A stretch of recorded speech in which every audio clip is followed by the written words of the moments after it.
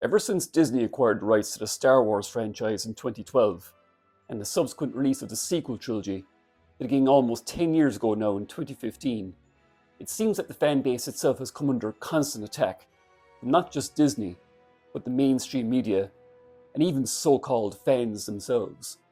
Star Wars fans have always had a reputation for being, well, slightly passionate about their favourite franchise, but lately they're labelled as toxic. There's a famous saying that nobody hates Star Wars more than Star Wars fans, given how quick they are to criticise what Disney churns out. Rey Skywalker. But are Star Wars fans really the most toxic fan base? Or is that just a convenient excuse to ignore criticism? In this video, I'm going to prove how Star Wars fans are in fact not toxic, but just highly passionate enthusiasts who just want the best from this incredible universe George Lucas created. Everybody, welcome back. As a long-time Star Wars fan myself, I was there for the original classic trilogy. I've seen this fandom's passion firsthand. Its highs, its lows, and everything in between. But lately, we've been labelled as toxic, simply for caring passionately about this franchise. Let's take a closer look.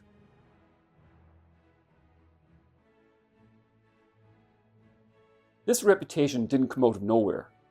After The Force Awakens came out, the general audience that we tend to call normies seemed to enjoy it.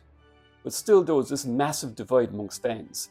Some loved it, some hated it, but it was really with the release of Rian Johnson's The Last Jedi that all criticism was lumped together as toxic hate. The same thing happened with The Rise of Skywalker, where even the fans who wanted the sequel trilogy to succeed were accused of being aggressively negative. The Star Wars fan base really seems to be the most kind of toxic at the moment. I'm probably being very controversial to say that. And the Star Wars situation came up, and the director said to my friend, no, he would never want to direct a Star Wars film anymore, not now. He wouldn't want to be, as he put it, in the same sandbox with those people, talking about the toxic fandom. Star Wars fandom is the most toxic fandom that there is. If you say you like the prequels, they're going to call you names. If you say you like the sequels, they're going to call you names. Now, of course, real toxicity does exist. Harassment, personal attacks, those aren't okay, no matter the franchise. But the problem is, legitimate fan concerns get mixed in with the noise, making it easy for Hollywood and the mainstream media to dismiss everyone as what Last Jedi director Rian Johnson referred to as angry man babies.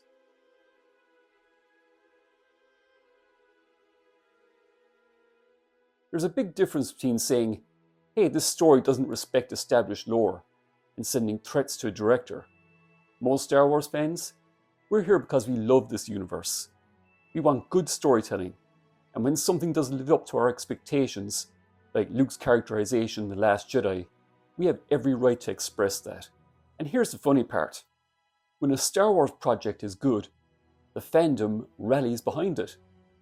Look at how The Mandalorian, the first 2 seasons anyway, was received. Even fans who had sworn off the franchise were brought back because of the high quality of that show, the success of which is really down to the series creator Jon Favreau, a highly talented producer, director, as well as actor. Incidentally, the man who is really responsible for kickstarting the Marvel Cinematic Universe with the first Iron Man movie in 2008. The overwhelmingly positive fan and critical reaction to The Mandalorian proves we're not just angry for no reason. We just want Star Wars to not just feel like Star Wars, but to be, good. When Luke Skywalker showed up at the end of Season 2, the fandom went nuts. We finally got to see the Luke Skywalker we all waited over 3 decades to see. A Jedi at the full height of his skill and powers. A far cry from the pathetic, bitter old man we got in the sequel trilogy. But even before that, the show was well received. Mando was an interesting new character, but Grogu, or Baby Yoda as a lot of casual fans still call him, was a genuine phenomenon. It's just a shame that they didn't let his story end naturally as it should have at the end of Season 2. But Disney needed to keep selling those Grogu toys, I guess. Fans of the Clone Wars animation series were delighted to see Ahsoka Tano finally brought to live action, in the Dave Filoni directed episode The Jedi, one of the best episodes of the series in my opinion. So I ask, where was the toxicity here?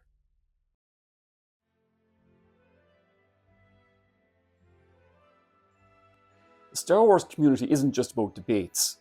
This fandom has created amazing content, fan films, in-depth lore analysis, art, and even charity work. Look at Star Wars Theory, a fan who has built a massive channel celebrating Star Wars.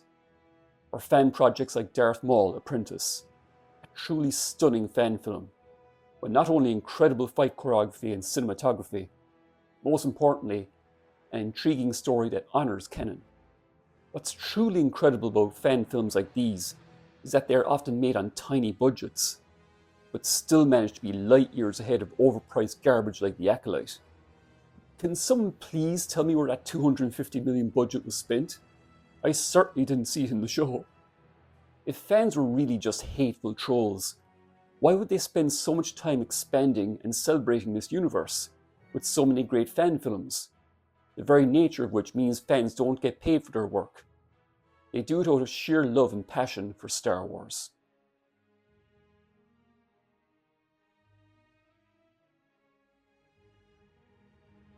Now, criticism happens in every fandom, but Star Wars fans seem to get singled out. Look at Marvel. Fans debate over the MCU's direction all the time, yet they're rarely called toxic. Or DC, where Zack Snyder's fans had to fight to get his true director's cut of Justice League restored. Were they toxic for wanting something better than the studio-mandated version they got in theaters? No, they were just passionate. So why does Star Wars get treated differently? Simple. Certain people in high positions at Disney, not mentioning any names, don't like being held accountable for bad storytelling. And here's where things get messy. Lucasfilm itself has fueled this division. Instead of engaging with fans, they double down, labeling fans as toxic, deleting tweets and pretending all is well.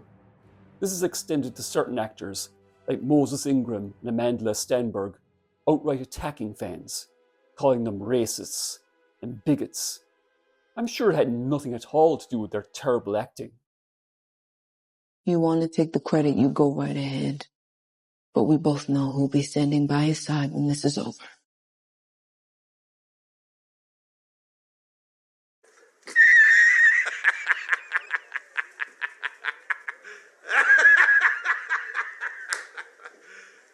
You serious? If Star Wars fans are so racist and sexist, and I'm sure you've heard all this before, then why do so many fans love characters like Lando Calrissian, Mace Windu, Padme Amidala, Ahsoka Tano, Princess Leia? Oh, and let's not forget Cara Dune, a truly terrific female character in The Mandalorian, played by the amazing Gina Carano. Unfortunately, it was Disney who turned out to be the true sexists, as they fired Carano for simply sharing her political beliefs on social media. Strange how they didn't have a problem with Mandalorian voice actor Pedro Pascal, who basically called half the population of the United States Nazis on social media. I wonder why. Carano, it seems, looks likely to have the last laugh, as at the time of this recording is taking legal action against Disney, with none other than Elon Musk backing her up. Give him hell, Gina. Meanwhile, the likes of Jon Favreau and Dave Filoni actually listen to fans. For the most part, anyway. And guess what? Fans respect them for it. Even when they mess up like for Season 3 of The Mandalorian or The Book of Boba Fett. Most fans don't want to fight. We just want great Star Wars. And if constructive criticism is toxic now, then what's the point of being a fan at all? Unfortunately, there are some fans who are the worst kind of fans. The ones who just accept whatever Disney Lucasfilm put out. Oh, what's right, Kyle?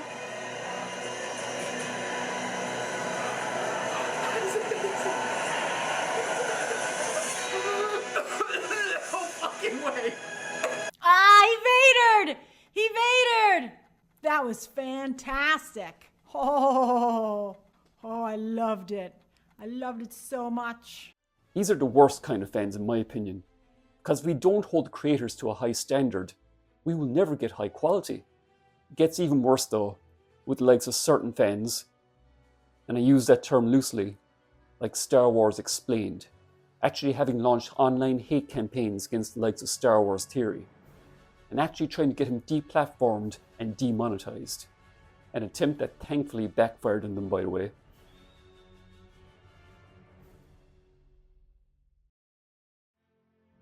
So to sum up, are Star Wars fans toxic? No, we're passionate. We're critical when needed, but we love this franchise too much to let it decline without speaking up. The real toxicity comes from those who refuse to listen to fans and would rather tear us down than fix their mistakes. If you love Star Wars, if you believe fans deserve respect, then let's change this narrative together. Continue to make your voices heard, respectfully of course, and ignore the true haters. Thanks for watching. Please like the video, consider subscribing if you haven't done so already, and let me know in the comments, what do you think about the Star Wars fandom's reputation? Hope you all look after yourselves, and I'll see you on my next video. Bye for now.